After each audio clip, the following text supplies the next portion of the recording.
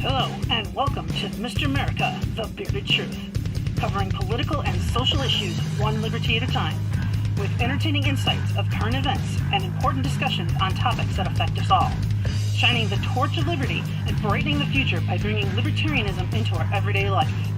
And now, your host, the friendly neighborhood libertarian, Jason Lyon, Mr. America, the Bearded Truth on Muddied Waters Media. Hello everybody. Oh my word, I'm so excited.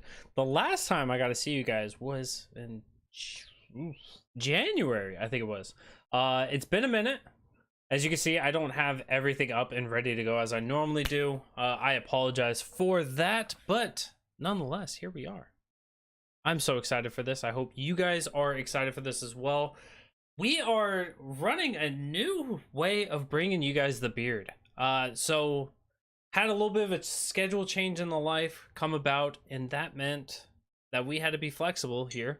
Got through the training phase, and now Fridays, 2 p.m. Eastern, you get more of that sweet muddied content.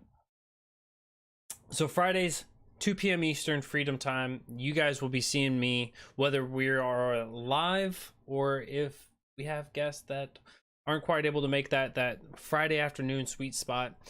We will be running recorded shows, but nonetheless, every Friday you'll be able to see me here. Today, I've got an amazing guy, amazing kid, Andy Kennedy. We're going to be having a great discussion talking about the conservation of, should it be centralized in the way of governments or should it be privatized, and kind of talk about some of the pitfalls and everything there. So I'm excited for this. I hope you guys are as well.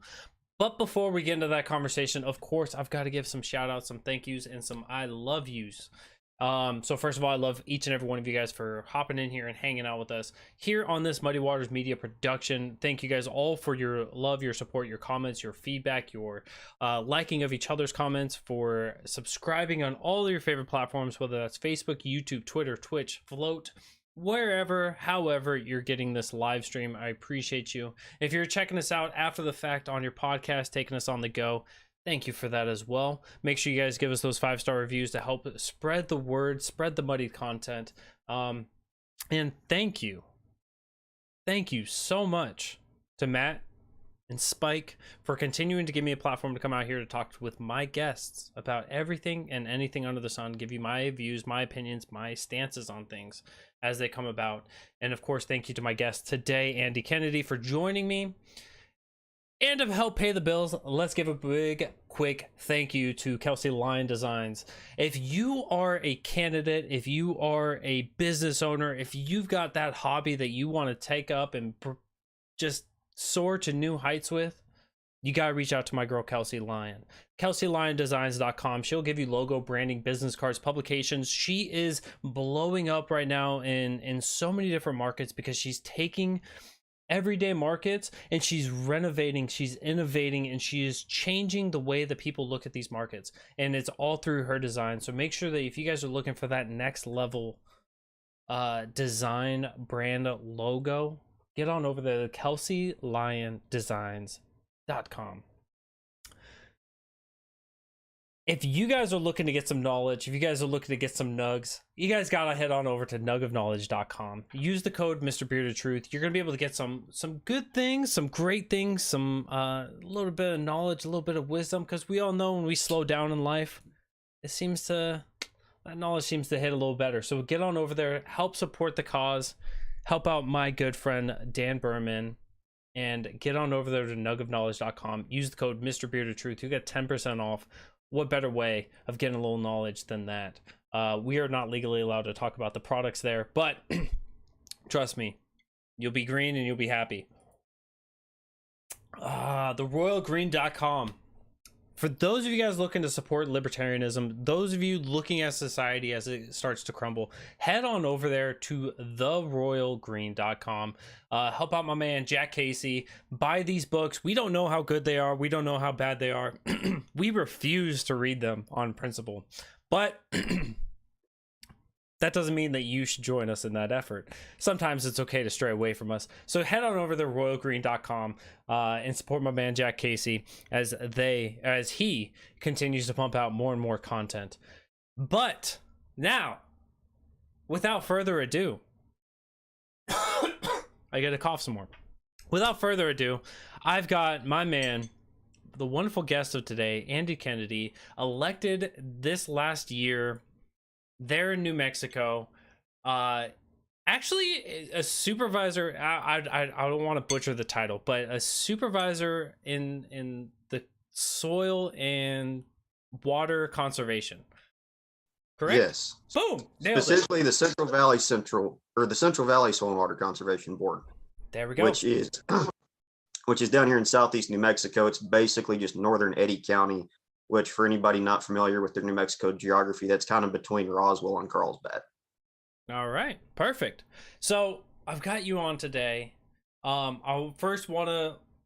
I think you're one of the first Zoomers out there in the world to get elected.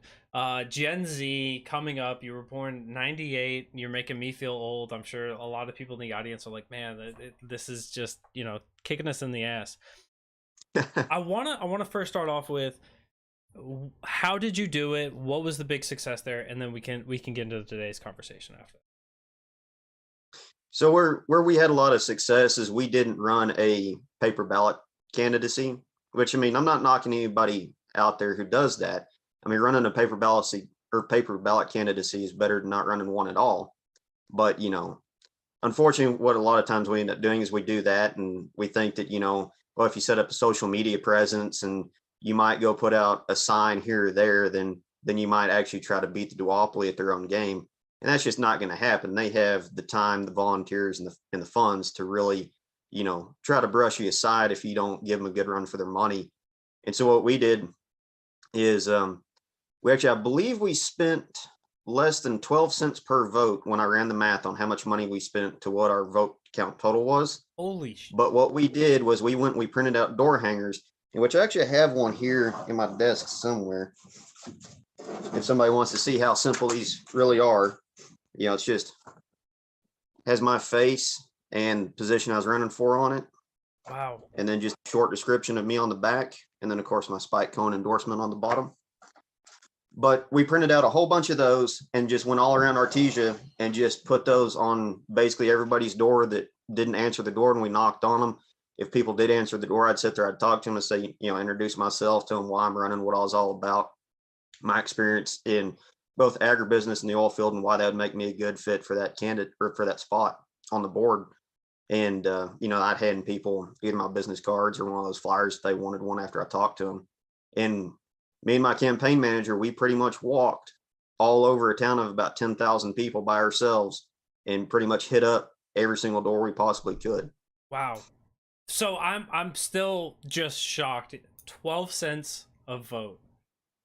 That is, for my elections here, if you didn't spend $1 on your votes, you didn't try at all. You spent 12% of that. And right. And what we're originally budgeting on was somewhere in the neighborhood of about $5 to $8 a vote. And but the thing is, we were counting on a lot lower voter turnout. Yeah. And I think it's a combination of both us going out there and doing a lot of outreach and really talking to people that kicked up the voter turnout. And then plus two, there are also some pretty big school board elections going on at the same time.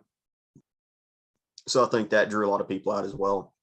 But from the last time that there was an election for this board, I believe there was around 600 people in total voted for the candidates running. Yeah. And this time there was over 1,600 people voted in it. So not only are you not spending much per vote, but you're also drawing the people in. I mean, nobody can argue with these stats to say that Liberty's not moving forward. That's incredible, man. That's absolutely incredible. I want to I'm so excited for today's conversation on conservation, and I know that's right up in your wheelhouse of things that you're talking about. Your position as elected taker of the taxpayer money. Of course, we were talking a little bit in the pre-show. Like, it's not too much. It's not too painful on the dole of others. But you've come in there and from that position of why you got elected and of I think is one of the reasons why people trusted you to come in there, that you're going to be good on the conservation efforts there in New Mexico or in your Central Valley. Was that correct? Yes, it's Central Valley, Um, which like I said, just southeast New Mexico. So yeah, so you're going to be good on that, but of course there's a lot more to the country than that, and so we could talk about, the forestry, we could talk about like a lot of things beyond. California is certainly something that comes up every year. Alaska is something that's ignored, that's much more massive, being a former Alaskan. Seeing Eskimo Libertarian in the chat, we got to talk a little bit about Alaska and the forestry and the conservation there, but the oil, the water, I mean, there's just so many things here that we can discuss. And so I want to know what drew you into this being an interest of yours, and then we can dive into the actual privatization versus common municipalities and everything else having control over them. so conservation kind of got to be one of my big key points that I like to focus on in my advocacy for liberty, because I come from a background of multiple generations of farmers and ranchers, multiple generations of oil field people. Pretty much all of us grew up hunting and fishing. It's just kind of a way of life for us. And so, sitting there over the years watching how all these government regulations really didn't accomplish anything, and all they're doing is serving to make people's jobs and lives harder for no apparent reason. That's kind of what got me into it, since it's my personal line of work and interest and everything like that for a hobby and whatnot. So I like it. I have a question before we dive in a little bit further into this from Eskimo. Actually, it's funny, I mentioned her and then she asked a question. How much do you have to battle against federal management with conservation? Because it's a big issue for Alaska for sure. But do you guys have that struggle there in New Mexico as well? yeah, particularly in southern New Mexico, we have a lot of land that's owned by the Bureau of Land Management, which, if anybody doesn't know very much about them, if you're from the East Coast or whatever, they're a subsidiary of the Department of Interior, and they can sometimes be a pain in certain things. And then we also have the state land office, which there's a few different entities amongst them that own land, but it's all run by the state of New Mexico. OCD is what we call them. They're the Oil Conservation Department, is who calls a lot of shots on that. But then you also have some, they're basically rangeland officers or grassland officers that have some oversight there, as well as the livestock boards. So, and then my Soil and Water Conservation Board does get drug into stuff both on BLM and state lands. Typically, there's not a whole lot that we really jump in and do on people's private property. Mm-hmm. That pretty well gets left alone. It's just more to do with either navigable waterways, and then, like I said, any lands that are owned by the state or the feds around here, which in my area, we don't have any Forestry Service lands. So I like it. Another follow-up question, just because she's loving your input, and certainly this is on note for her. Does this include the federal subsistence board or subsistence board? There we go. I can't speak today. Do you guys have any involvement there, or? not that I've run across yet. I could go dig back through a bunch of older meeting documents from before I got elected to the board and probably figure that out. But so far, since I've been on here and since I've been attending meetings before I got elected, we haven't run into them anywhere. Okay, good. So I want to dive into the topic at hand, of course, and that is the idea of privatization and control from whether it's federal or local. Kind of this implies that we as libertarians, we kind of see issue with the way that things have been run in the past, and so kind of want to start off with highlighting with there in New Mexico of anything that's going on, maybe within your current district or as you are running for state house, I believe. Correct. Anything going on at your state level that you want to talk about, and then we can jump into the national as well after that. Yeah, one of the big things that I'm actually highlighting in my state house campaign is I want to set up, I guess you basically call them like civilian conservation boards, somewhat not unlike a school board or the soil and water conservation boards, but that are set up to have oversight over each local fish and game department office, i.e. our local game wardens, because as it sits right now, the head of the fish and game department is appointed by whoever the governor is at the time. There's basically no elected positions whatsoever in the fish and game department. And so they're really not able to be held accountable for what they do. So they do all kinds of ridiculous stuff. Like there was one of the deer hunting units not too far from where I live a few years ago. They flew a plane over and they surveyed that they decided that there's 1,500 mule deer bucks in the unit. So they came back and they issued 0 doe tags and they issued 1,500 buck tags. Now, granted, the likelihood of all 1,500 of those tags getting punched, very, very low. In that unit, I think they generally have about a 35 to 40% hunt success rate. But still, that was a clear just cash grab for them, because the main way that they make money is selling licenses and tags. Yeah. And so that was very clearly a cash grab for them that was potentially very short-sighted had things turned out differently. And a lot more people had been on the mark with their shots that week. Because that's one thing I hear is like our deer seasons are only a week long. So wow. Yep. It must just be everyone load up your trucks. You got the gun rack in the back window. Just everyone hauling ass down there just for a week. That's amazing. Yeah. Yeah, and the bad thing is, I remember if it was last year or the year before last, but one of the two, they cut the pronghorn antelope seasons back to where if you draw a pronghorn tag on public lands, you have 3 days to use it. That just sounds like, so of course these things always cost money, right? So they're just like, you have such a limited time, hopefully nothing goes wrong, but we're gonna keep the money either way. You'd spoken about something in this of everything being basically hand selected by the governor, and of course this is something that we see across many states. There's so many different boards, there's so many different councils and everything else, and so many of these things fall back to your governor, and of course this allows for an opportunity for some serious nepotism. Not always a guarantee, but this does allow for that. And as we see that, it gives us even less power, but this speaks to the nature of the issue at hand, that doesn't mean that these are the best people to control. And as you're discussing with, we found 1,500 bucks, so we're going to get 1,500 tickets, and hopefully not all of them get punched because we're short-sighted and stupid, but etc. It's amazing. I'm scared to ask what else could possibly be going on over there in New Mexico. Because I feel like you might not be, I feel like there's the potential here, maybe not just in New Mexico but across the nation. We could probably have, I might have a thunderstorm. We potentially could be here for days talking about the stupidity and the atrocities that these different boards and committees have done, just through either the cash grab method, through the nepotism of ignorance and just being selected and everything else. If you have more on the deer and hunting season of a week and then 3 days for what was the 3-day one? I'm sorry. 3 days for pronghorn antelope.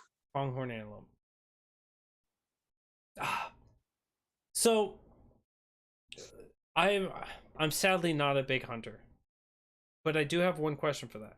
So for 3 days, so does that mean that if you take out pronghorn on day 3, that you have to be able to leave on that? If you're caught day 4, then it would be wrong, that you'd be susceptible to fines, punishments, or whatever? Or does that mean that as long as you kill it within those 3 days, you'll be fine? No, it's just as long as, like, if you're issued a tag for any animal, as long as you actually harvest that animal in that time frame, then you're fine. Okay. Like if hypothetically, let's say you drew out a pronghorn tag, and generally the seasons are in late August for gun season. So let's just say your tag is issued for August 20th, 21st, and 22nd. As long as you kill your pronghorn in those 3 days, you're fine. But if like hypothetically on the 23rd and 25th, you want to stay a few more days and just camp, or you want to scout for deer or whatever, if you happen to draw a deer tag as well. If you're just out there on Bureau of Land Management or state lands, that's fine. It's just as long as you're not actually shooting those animals that they issued those tags for. Okay. So okay. All right, that makes sense now. All right, I just want to make sure that I was clear, and I'm sure that there's somebody in the audience that's not up to speed on that as well. So yeah, which I mean, out here, like your state lands and your Bureau of Land Management stuff, that's pretty much open to public access year round. Pretty much, as long as you're not hunting out there, the only rules are you just can't drive a vehicle off of the designated roads on it, and that's it. See, I don't like roads. I'd be violating that all the time. I typically ride across them on horseback myself most of the time, but that's just me. Yeah, they don't have a problem with that though, right? It's just merely vehicles that can't go off road. Yeah, I mean, so you can hike anywhere on the lands, and you can ride on horseback anywhere on the lands. It's just you can't just like drive a four-wheeler or a pickup just across government lands. Unrelated question: have you ever met Matt Hicks from South Carolina? No, I haven't. Okay, I have an epic picture, and anyone who's been a longtime fan of Muddy Waters Media would love this. I want a picture of you and Matt Hicks both riding either. I think it'd be hilarious to have you both on the same horse, but nonetheless having two different horses and like a heroic and just posed beautifully with like a nice sunset coming across, and you guys like trotting off like a Brokeback Mountain 2 effect. I think it'd be fantastic. I would highly encourage you reach out through your circles, find out who Matt Hicks is, and get involved with him. He's a fantastic individual. He's an old salty veteran. He's a paid sponsor for the Tuesday shows with Spike and Matt, but gravy kid. Yeah, I've run across him on social media a few times, and I know some people who know him. Yeah, but I mean, he and I haven't had a ton of interaction with each other, and we haven't met in person yet. All right, I gotta see if you both are going to Reno, because that would be fantastic to see you two together. Yeah, I want a picture. Yeah, I'll be in Reno. I'm actually a delegate for New Mexico, so perfect. I'm going to. Oh yeah, yours isn't traveling, so it's like it's right across the street for you, almost. No, it's if you drive from here to Reno, it's almost 24 hours. So really, okay. See, yeah. I suck at geography. I probably shouldn't be doing this. Granted, mine's gonna be like 76 hours or something, some crazy. I'm actually gonna look that up. Yeah, I think it's somewhere around 24 hours. It might be 23 or 25, but it's somewhere in that neighborhood. I was actually thinking about flying out of the big Hobbs Air Center and tire repair shop, basically. Our little Podunk airport that we've got, that's the closest thing we have. But pretty much have to fly either to Houston or to Denver, and then wherever you're going. Yeah, I've struggled with that in the past. Thankfully, here I've got an airport within the same city I live in, so I'm finally gotten past that. But no, the struggles of having to take a small hopper to a big city, and the only perk that I would say to that is that you don't have to worry about security all that much when you take the small little podunk places. That's the best part. Precisely. I remember we took one, and I showed up when they were boarding for the plane, and while they were boarding, I was able to get through security, run all the way down to the gate, and still be there by the time they were boarding up their second group. Sometimes getting those smaller airports is definitely a huge perk. I realize we're jumping way away from this. So conservation efforts. So we understand that boards aren't necessarily the best because of how they're selected. So this is a huge impact. One of the issues that a lot of people will, when you hear about conservation efforts, they think about the forestries. They think about forest fires every July and August. They think about all the millions of people that are destroyed. If you could enlighten us as to kind of the background of how the conservation efforts have been, any history with that, and then kind of how a private enterprise would be able to better handle and mitigate damages and everything else. Yeah, so touch on forestry and as far as how the government has run conservation on that, as you kind of touched on, we see all across the Western US every year forests burning down. I mean, we have it here in New Mexico. We see it in Colorado, even up in Wyoming and Montana. And of course, like you said, California. California just happens to get a lot more airtime on TV because a lot more people live there. And which, unfortunately means that more property does get damaged and more people are put in harm's way. But, it's a persistent problem all across the Western US. And a lot of it is just out of pure neglect of these forests not being managed. Because you either have two ways that this can go. Either we can manage the forests and remove deadfalls, remove dying trees, things like that, or nature is going to take its course and get rid of it. And nature's form of getting rid of it is a massive brush fire. So, if you took it in the sense of a private enterprise was responsible, whether you're looking at, a company that's trying to run a sustainable, lumber industry, or even you have people grazing cattle or sheep on the mountain, whatever that is, they're going to go in there and they're going to remove those deadfalls, and they're going to actually manage those forests. And it's not going to be a 100% fail-proof method of preventing forest fires, but it's certainly going to reduce their frequency and their severity. Yeah, and I've heard, you may be able to justify this or say if it's a myth or not, but I've heard that through the history of how they handle forestry is that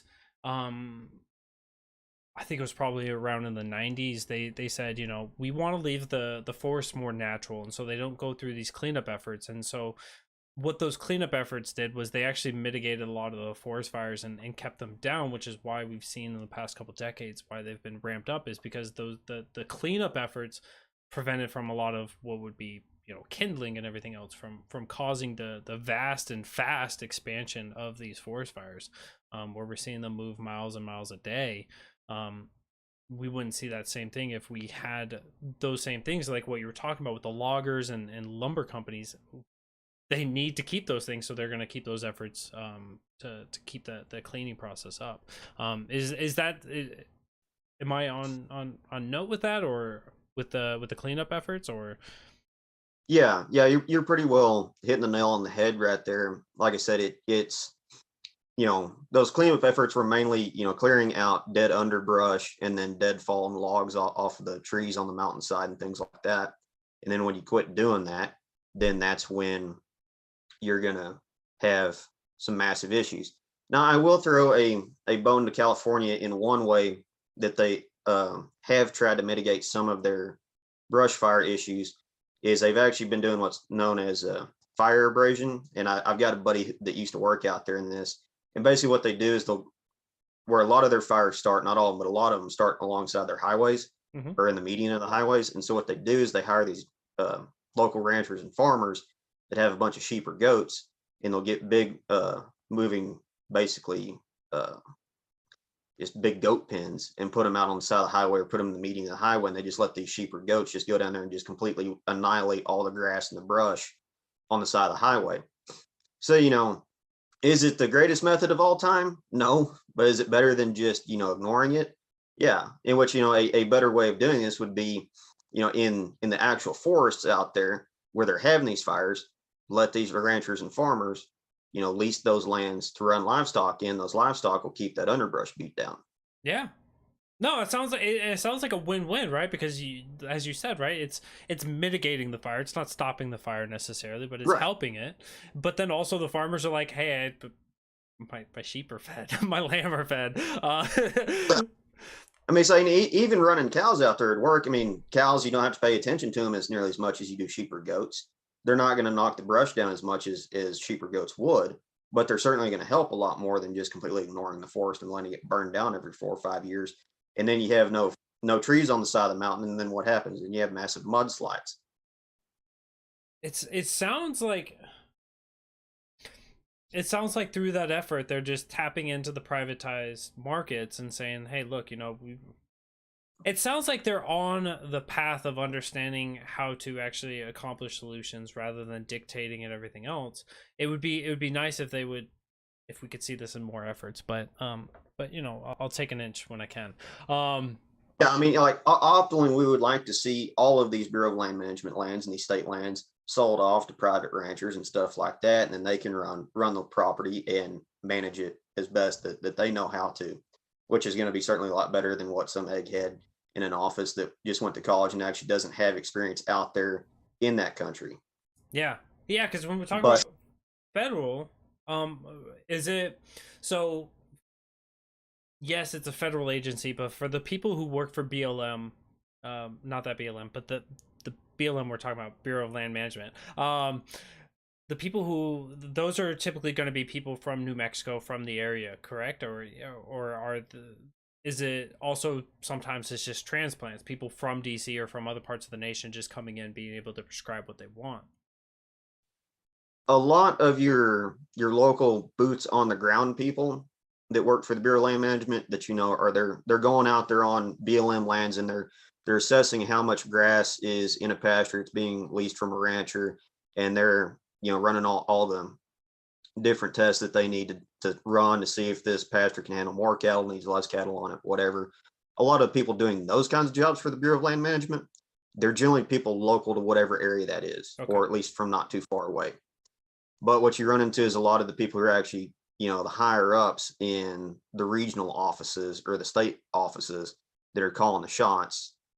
A lot of those people aren't generally from that localized area. Now, there are some that are, but a lot of them, go to college on one of the coasts somewhere, and they get a degree in some sort of management that is based on a lot of good theory and books, but when you put it into practice, it doesn't really work that well. Yeah, and And those people who are getting sent out and they're actually approving the money and trying to make new policy changes and stuff like that. So it's also interesting because when you think about the process through schooling for somebody to be governing over the land in those efforts, right? You're going to a school where these professors kind of get to make up their own agenda in some regards, and so they get to teach you kind of what they find to be the most important, and it doesn't always have to happen to pertain to the area that that they're going to be moving into and prescribing these answers. And so there's so much opportunity there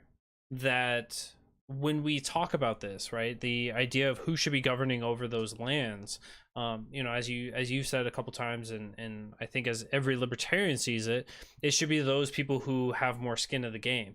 Now, a farmer down in that way, right, who's worried about landslides, who's worried about fires, who's worried about being cut off, who's worried about whatever kind of a natural disaster, they're going to take this a little more seriously than somebody who's like, yeah, I got my education over there in South Carolina. Let's just say South Carolina, because that's a great state.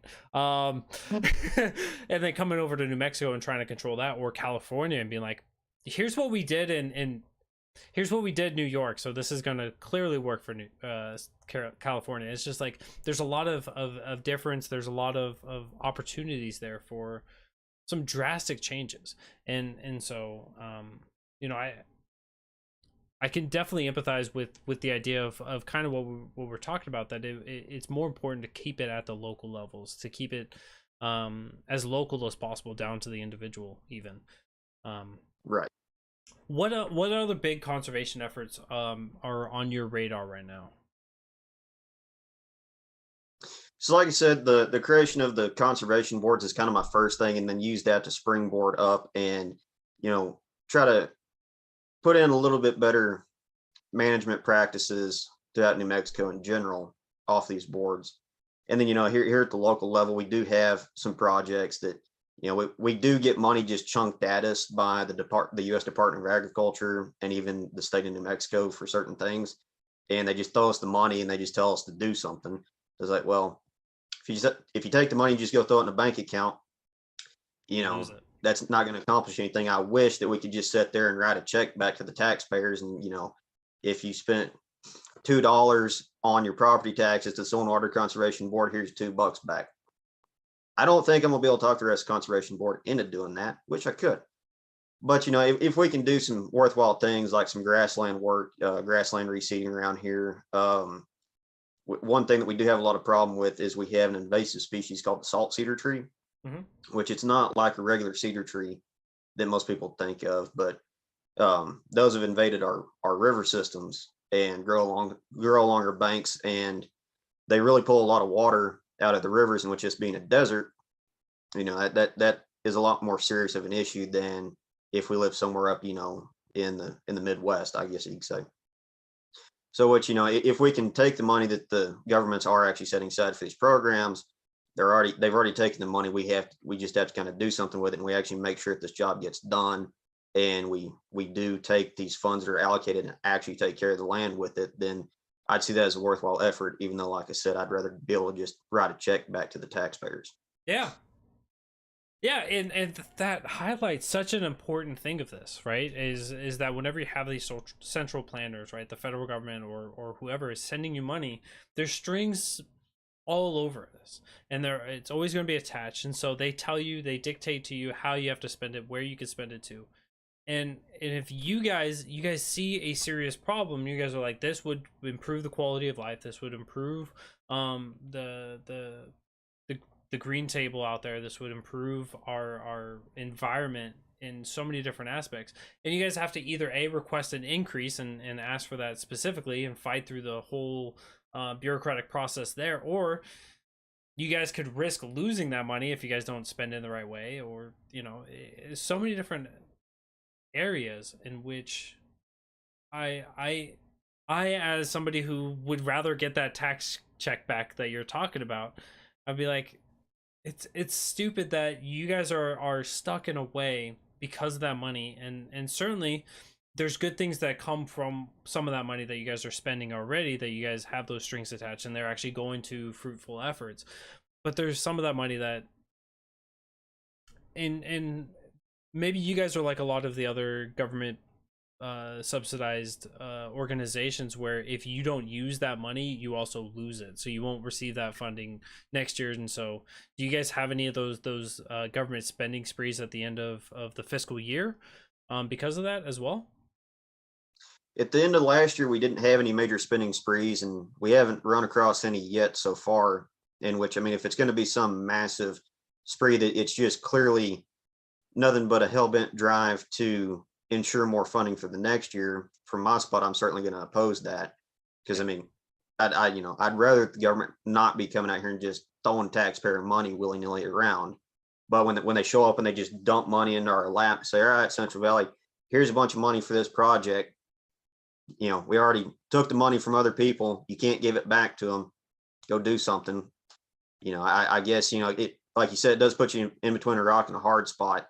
But if you actually take that money and try to actually do some good with it, rather than just set up some sort of nepotism or cronyism, because that was happening previously with some board members, is they would basically go give grants for land improvement to their buddies with a bunch of various different funds, and they weren't actually really doing what was supposed to be done with that money. And that's what it actually upset a lot of voters. So yeah, naturally so. No, that's incredible. I'm I just can't get over the fact of where we're at in society, where it's like this common sense. This isn't something that we hear from a lot of politicians, and I've got to touch on you being an elected member for a second. We don't get this common sense from a lot of people, where it's like, yeah, I'm going to give you guys the real on this. This is, if money comes in like this, I'm going to be standing up and I'm going to be opposing it. And you're one of the first couple people that I've spoken with on this that I'm like, yeah, I trust Andy. He's going to actually stand up and do this. Maybe it's because you got an L next to your name. Maybe it's because I know you on a personal level. But I know that, like, that's in your philosophy. I know that's in your values, and I don't have to question that. And so it hurts for me as a constituent of so many different governments that I've never consented to being under. But I know that they would have no issue with that because they're like, well, we don't need it this year, but we may need it next year, but we may need it the year after that. And so I've got to go and recently I saw a story just north of me in North Carolina where a police department spent $20,000 on a table, on a singular table. And it was more for optics than it was for actual usability and everything else. And it's just like, when I see things like that, it's just like, that hurts me in my soul. And of course, as we talk about fiscal policy, as a nation, you know, being 30 trillion in debt and everything else, we got to find ways of saying enough is enough. And whether you're down to a county level, a city level, or whatever else, standing up on those values is incredibly important. And so I want to thank you for that. That I actually trust you, and you know, as Scott Henry is saying in the comment section, that you have integrity and that you're honest about this, and so I appreciate it. But so at the federal level and at the state level and everything else, we've got the issues of conservation of forestry. We've got the oil is one that's being discussed constantly, and I think that it's kind of very topical on today's market, considering everyone out there is upset. First of all, what is the average gas price where you're at? And then want to hear your thoughts on conservation efforts when it comes to oil. See, gas prices, diesel's approaching about $5 a gallon out here. So I'd say gas is likely running around $4.60 to $4.80 a gallon, I would think. Which I generally don't pay attention to gas prices very much because I haven't bought a gallon of gas with my own money in probably 5 or 6 years. I've run diesel pickup since then. But that's definitely starting to hurt. Yeah. Especially like where we're at, there's all the most of the stations have the off-road diesel as well as the highway diesel. And you look over there at the off-road diesel and, you know, it's 80 cents, 90 cents cheaper a gallon. And you're just sitting there. The only difference between them is one is meant for highway use, so it has road taxes on it, and the other one doesn't. Oh, that's gotta hurt your soul. Is there any efforts? Another topical question: is there any efforts in New Mexico in order to remove your state gas tax, even temporarily? In these efforts, I know that there's a long list of states that have been doing this. I know South Carolina. We had 2 or 3 bills being pushed out like this. Any efforts there in your state? On that front, if there's anything like that in the works, it'd probably have to come from the governor's office right now, because the way that the New Mexico legislature works is 1 year it's only in session for 1 month, and then the next year it's in session for 2 months. And that 2-month session is where they actually do the actual policy. The 1 month or the other 1 month is basically just to pass alt spending bills. And so they're not in session right now. Unless they call an emergency session, they won't be back in session until January. So unless they call an emergency session or the governor tries to push something through like that, that's not going to happen. And I can guarantee you that our current governor won't be doing that. Wow. She has a little bit of a spending addiction and then some. Oh, I gotta love them. As we were just talking about spending. From the but before she took office, we actually had a surplus for the New Mexico state budget. And after she took office, I think it was within the first 6 or 8 months, everything that had been stockpiled up was already gone, and they were already doing deficit spending again. Oh, yeah, and a bunch of it was just ridiculous stuff. Like they spent millions of dollars on painting murals on the side of the overpasses up in Albuquerque. How does that help anybody? But it looks nice. We could spend. I mean, so like, as much as I don't like government spending, at least if you came up to me and said, "Oh, well, you know, we need to buy new fire trucks because the ones that we have are breaking down and people are getting put at serious risk because these fire trucks aren't working." Obviously, my primary thing I'd want to say to you is, right, why don't we start issuing licenses for private fire departments to start up? That could alleviate some of the problem. But at least if you're coming with me with an idea like this, you can actually demonstrate how it helps somebody. Spending millions of dollars on painting murals on the side of an overpass, that doesn't help anybody but whoever the artist is that gets to do it. Yeah, especially if those overpasses start crumbling. It's like, yeah, but they look nice. It's like, yeah, it's a safety concern, but they look nice. Yeah, Just paint over it to cover up the cracks on the concrete. Nobody will notice. Yeah, just an extra layer of paint will hold it all together. It's fine. Right. Not a safety hazard at all. Even though it's the government who always says that we need them around for ensuring safety standards. Mm. Mm. No, this whole conversation just makes me so bothered because that's always what we hear, right? We need the government in order to make it safe, to make it work, to make it function. And we've highlighted through the fire, through the forestry, we've highlighted through many of these efforts that is like the only way that you guys can be successful is by leaning on the private markets, by leaning on the people who are there on the ground, who live in that realm. And so we got to see more of that leaning and less of that claiming of whether it's the resources of money, of finances, of spending and buying murals because murals look great on the side of a crumbling highway.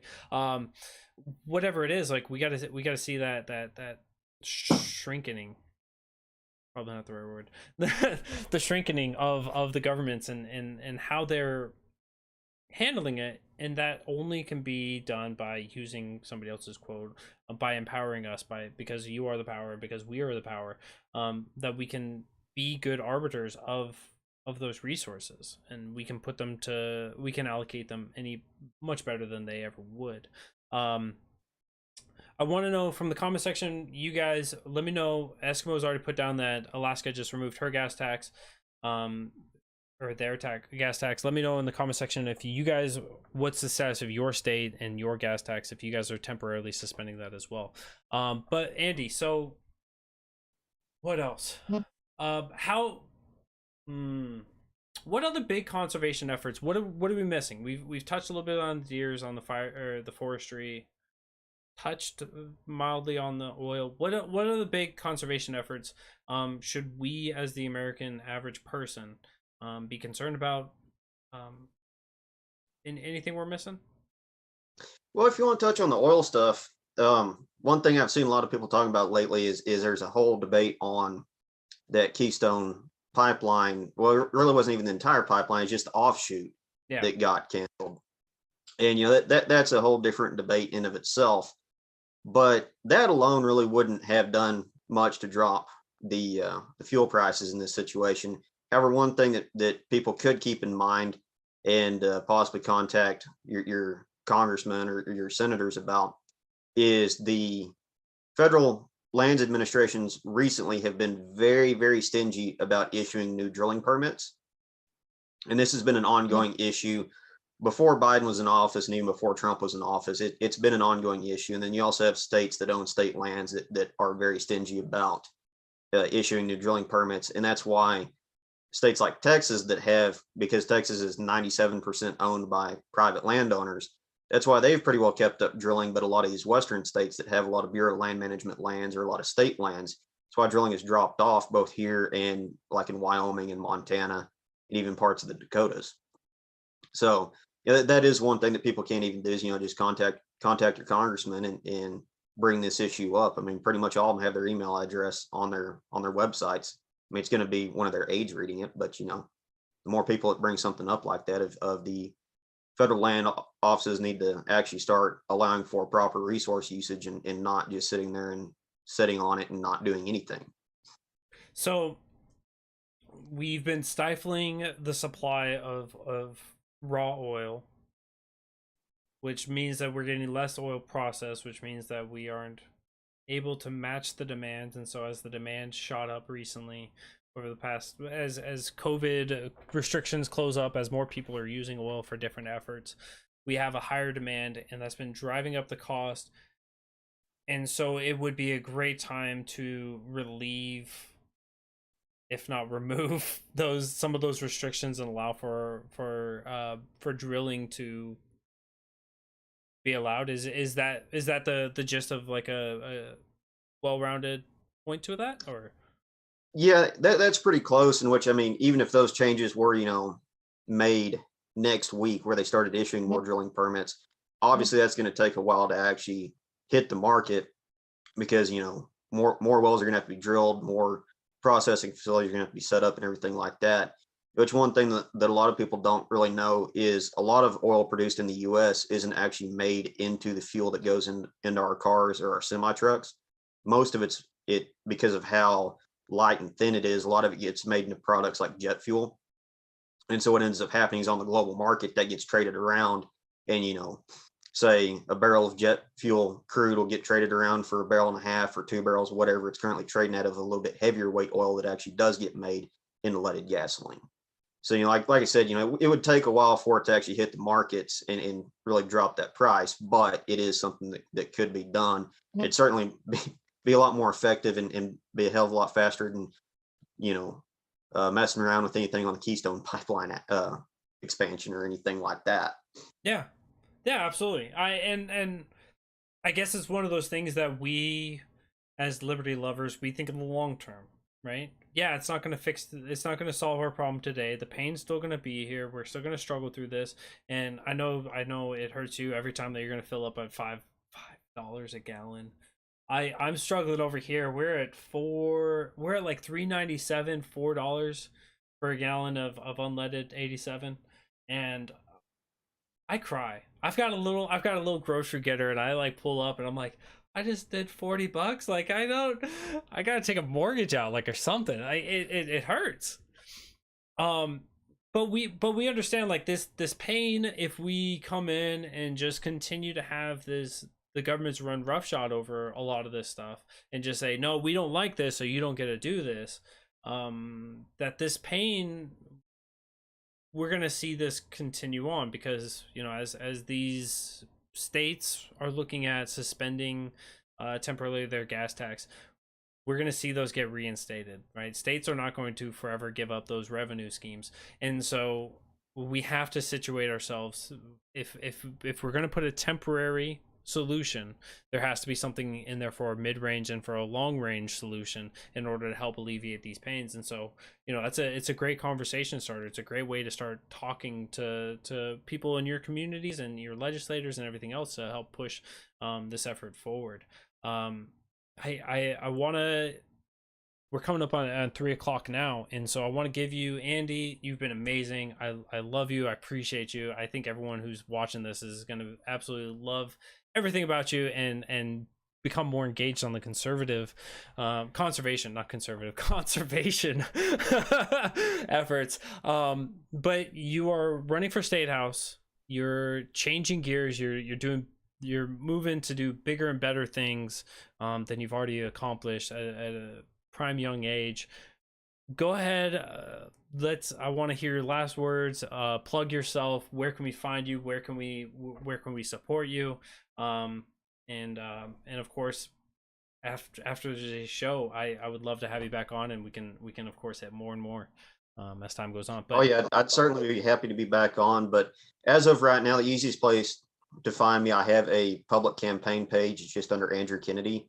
It'll have my new state house banner up at the top of the page and everything like that. And then we're working on transitioning gears and getting a new website for the state house campaign set up and all that kind of stuff. And once we have that up, that'll be on there.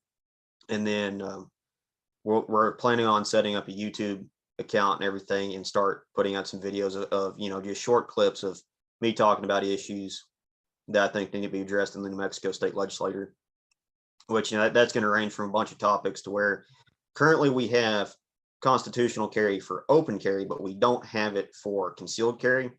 And so expanding it to concealed carry is something that I'd like to do. And then, talk about my ideas for the Fish and Game Department, and then, pushing to at least cut back on our state income taxes and everything like that. Obviously I'd love to put in a bill that says repeal every single state tax that there is. But I know if I put one in there like that all at one time, it's going to get shot all to pieces inevitably. But if I could walk stuff back here and there, that'd be a win in my book. Absolutely. Well, perfect, man. I appreciate it so much for you coming on, being the first guest of the new time slot. I threw this out there, and you were like, "Get me on the books." And so I want to thank you, and I've loved this. I've learned so much from you already. I'm excited to continue seeing you grow and to see you truly change the way people look at governments and the way that they function. And so I want to thank you again, and you're always more than welcome to come on, and I'll be getting in touch with you, and we'll get something else lined up, because I absolutely love today. Thank you so much. All right, sounds good. Appreciate it. All right, and for the rest of everyone else in the comment section, you guys, we've wrapped up 1 week, so next week come on back here next Tuesday night. We will have Matt and Spike coming back 8 p.m. Eastern. 8 p.m. Eastern for Muddy Waters of Freedom. Wednesday night, My Fellow Americans. Thursday night, Writer's Block. All those 8 p.m. And then from now on, Fridays, 3 p.m., 2 p.m. Eastern. I gotta get these times down. But with that, I hope you guys all have a great day. I love you all. Appreciate you all. Keep fighting the good fight, and we'll see you guys